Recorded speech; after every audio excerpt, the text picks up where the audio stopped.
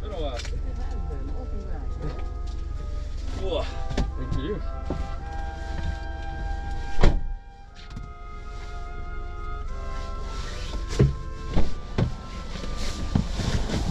Welcome back, Devon. Same location still? Yep.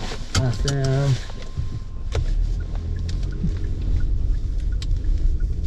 I just saw Simone taking Linko for a walk. Yep. That time of the day. Yeah. I'm glad we're neighbors. Yeah. I'm surprised I don't get you more often though. I Uber to work every day. So. Every day, eh? Yeah. You know, the dynamic with Uber is that it is uncertain in that way. Yeah. I'll start off here and end up in the deep south or over by the airport or maybe even Chestermere. And so the likelihood of, like, you know, keeping me in a consistent geographical area is non-existent. It's crazy. Yeah. I'm surprised I got picked up by a guy the other day. He said he lives in Somerset. Oh, no way. Yeah, and he's like, I'm so far from here, I don't know why. He gave me the ride, but I'm like, maybe everybody else was so busy that you were the next available guy on the sheet. So. I usually can tell, one, how busy it is, or how few drivers there are by the distance I'm going to go. Yeah. So for example, this morning it started relatively early, and as I was driving longer to get to my destination, which means they didn't have anyone close by in the area that was available. Yeah. And so they kind of draw from a little bit of a wider pool, it seems. But in the midst of it, it's probably relaxing too, just like to drive around the city, you know? You know, it's not for everyone. There are some who just struggle with maybe road rage, Yeah. in which case driving is not, you know, like, and there's people who have high anxiety with just being on the road, right? But for those of us who it's not a big deal, it is a lot of fun and relaxing for sure. You know, if you need to get out for the day, you just drive people around. Oh, totally. I'm quite inclined to it. I think that's the one thing I missed about moving to this city is driving. But Oh, move downtown, I'm like, do I need a car? Is that an expense I want to have? right. Because everything is so convenient down here. No, it's like everything I need is like right there. And then when I first moved down, work was a 15-minute walk instead of this drive. But I know.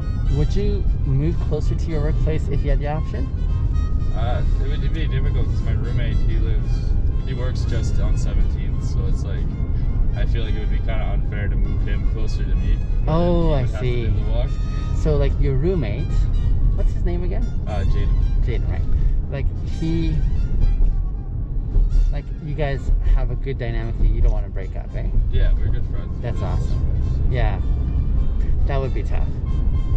I don't know, he's a little younger, so you know, you can be shorter. It's easier for you. My sister just moved in. Yeah. I don't know if you saw her around, but she's my youngest, and so it's her first time on her own, kind of, because she's living with me, and so she just got a job down on 17th at Calcutta Cricket Club, I think it's called. Oh yeah. Yeah. That's very fancy. Is it? Very fancy little place. I haven't been there yet, so. Yeah, it's just actually just off of 4th Street there, just around the corner. Oh, okay. 4th and 17th. Yeah. Okay, so that's where Pigeonhole is, right? Yeah, around there. So it's on the same side, but it's the one on the first before you turn towards the dome. It's Oh, like okay. Right there, right Okay. there. It's like a little fancy. Okay. Little fancy place. Okay. There's not many places left on 17th Avenue now, though, thanks to the COVID. Meaning, like, for going out? Restaurants and stuff. Oh, Like I see. our half Yeah. is full. Yeah. But you yeah. go up to the other half, going Yeah. towards Westbrook, everything is shut down. I've been noticing that, which is really sad. Well, it's probably so hard. For us, luckily, this is my job is my boss's hobby. Yeah. Oh, wow. Seriously? So he's just in it for, fun and Just for kicks. And Interesting. Yeah, he says it does suck still to see the loss of money because right now he's putting in his own money to keep it open. Oh, wow. Okay. But he's like, I want to stay open because he's like, I know as soon as it kicks off, it'll be full again. We'll be Yeah. busy again. So it's his hobby, which is like really fascinating because from what I understand of the restaurant business, it's stressful trying to keep them open and manage them and Yeah. keep them afloat, right? You know, it is very difficult, especially like if you don't keep up with the times or Yeah. change to adapt to the times. You could just literally, you could be full the one day and then never get a customer again for 2 weeks, right? So it's tough times. What does he do to make it really profitable? Profitable? Well, he rides on the summer because of our location, I see. so we can fill up. Like the one summer, he said he made over $2.5 million in the 3 months of Are summer. you serious? Yeah, That is crazy.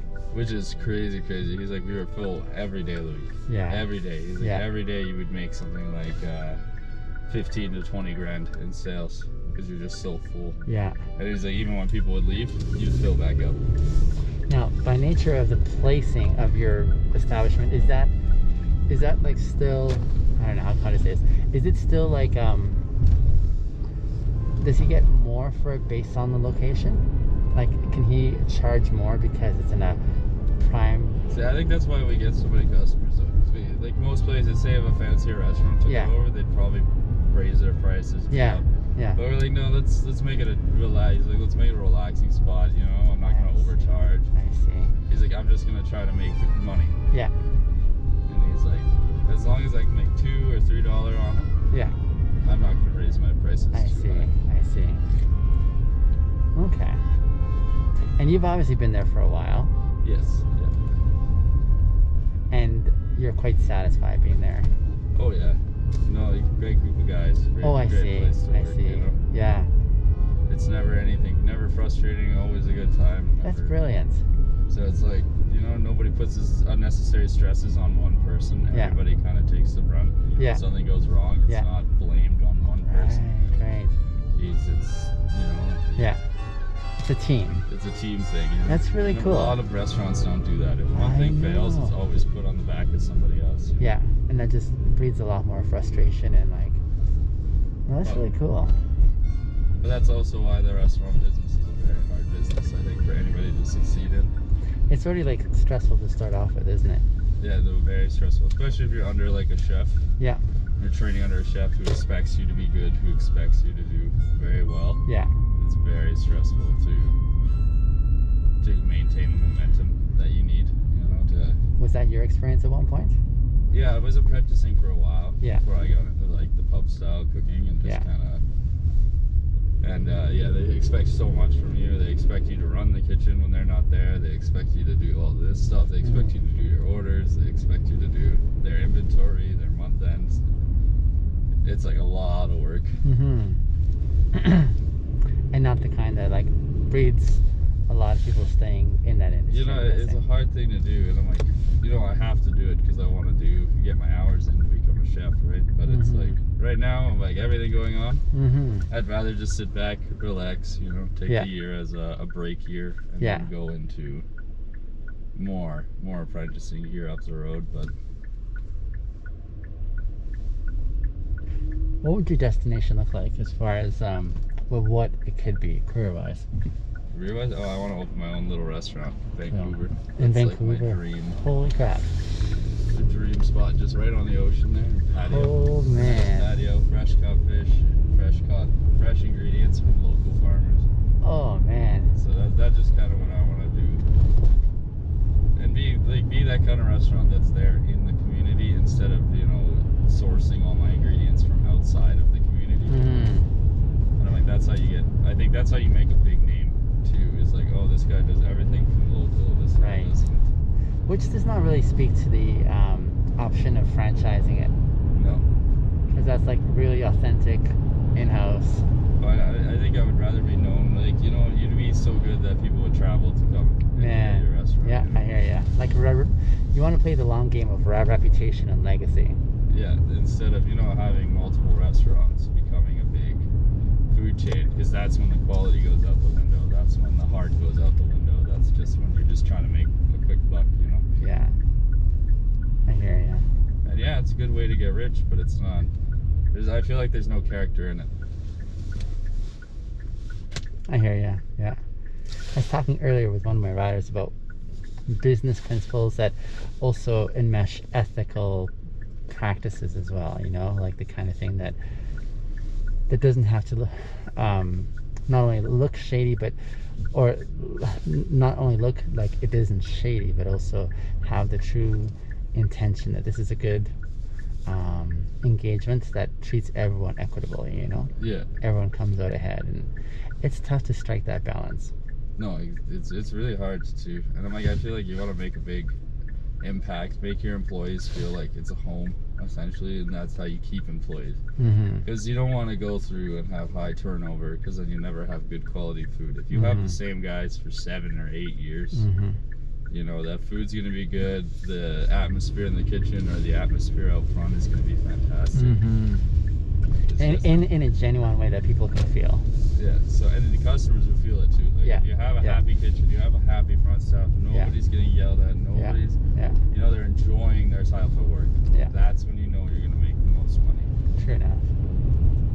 No, I totally hear you. Yes. Devon, I featured your content on here before. Yeah. Would you be okay if I did the same again with this conversation too? Exactly. You're saying some nuggets here that I'm like, this is so good, and I like the conversations we have. I still have your consent form, so I'll just work it off with that one, as long as I know that it's okay with you. Yeah, no, that's good. Glad to see you again, my friend. See you around. I will. I love seeing you. Have a good day. You too, Devon. Thanks again. All right. Cheers. Bye.